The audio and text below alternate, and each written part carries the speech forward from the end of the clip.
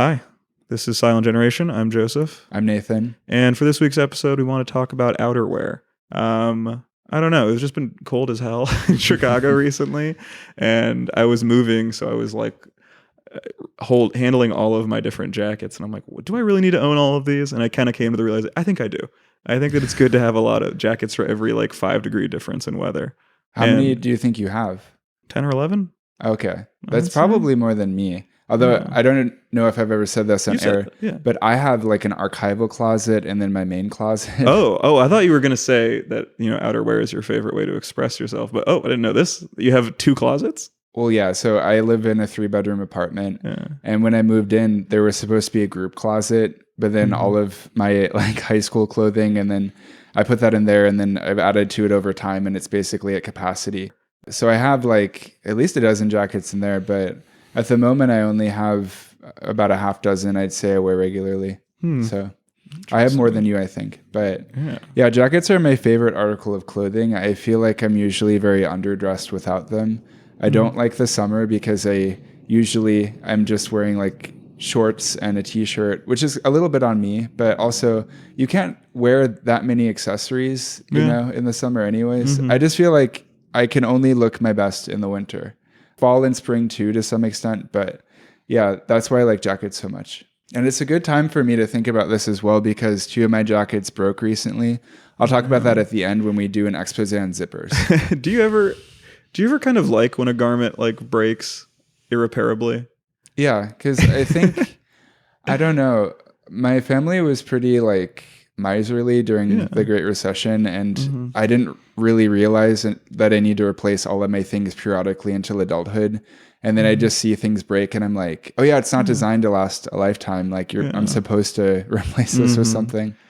I always like do the quick mental exercise of like, wait, like with my kind of knowledge of like tailoring and stuff, like, can this be fixed? Should it be fixed? Like the price of it and all. And once I've weighed it all out, I'm like, wait, no, I get to have a new one now. Like then my little brain, my little capitalist brain starts to rattle and I get to buy something. Yeah. But yeah, I don't know. I also had my like gaming PC break, and I'm using that as a chance to like, no more gaming PC. So I feel like things breaking is a good thing sometimes. Yeah. So before we get into outerwear, I want to ask you the question, what is your favorite type of weather? Because we're going to talk about jackets and group them by weather pattern.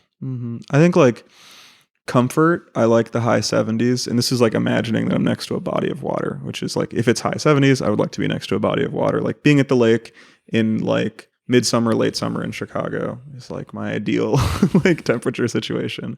But for style, I think mid 60s to high 60s is nice. Yeah. Because like casually I can wear like a thin unlined jacket, or I can just do a sweater or sweatshirt. And if I'm doing formal stuff, then I can wear like any number of my sport coats, but not have to wear a jacket over it, which is always nice. Yeah. The 60s are actually too high for me. Really? You think? Believe it or not. Yeah, I start to sweat a bit. Oh, wow. Yeah. So I actually prefer when the temperature is about 40 to 50. And my favorite weather that I get to experience here in Chicago a couple of days a year is when it gets really foggy. And it doesn't get foggy to the point that you can only see a few inches in front of you.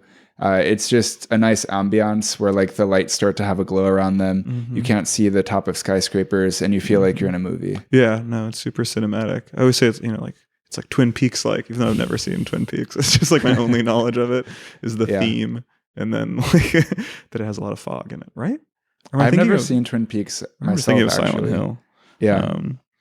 And then let's talk about Chicago weather a little bit too, because we can talk about the whole array of outerwear in part because Chicago has such extremes in terms of its highs and lows with temperature. Yeah, I think it's like, I really like living in a place that has such extremes. Like I do like the kind of continental weather of like Copenhagen, where like, because as a bike commuter, like it would be pretty cool if it was always like mid 30s to high 60s. Like that's the best temperature to bike in. Like any warmer you start sweating, any colder like you start to really need some layers. But then like, I don't know, when you really plunge into the depths of it, like I have like a thick like tweed sport coat, and like I don't think I could wear that in like a slightly like, I don't know, in a more inland temperate environment. Yeah, because here like a few days a year, it's usually 0 degrees or lower. And then a few days a year, it's 9 degrees or higher, which is a really big temperature range. And for people in Europe and Canada, that's negative 17 degrees Celsius and 32 degrees Celsius.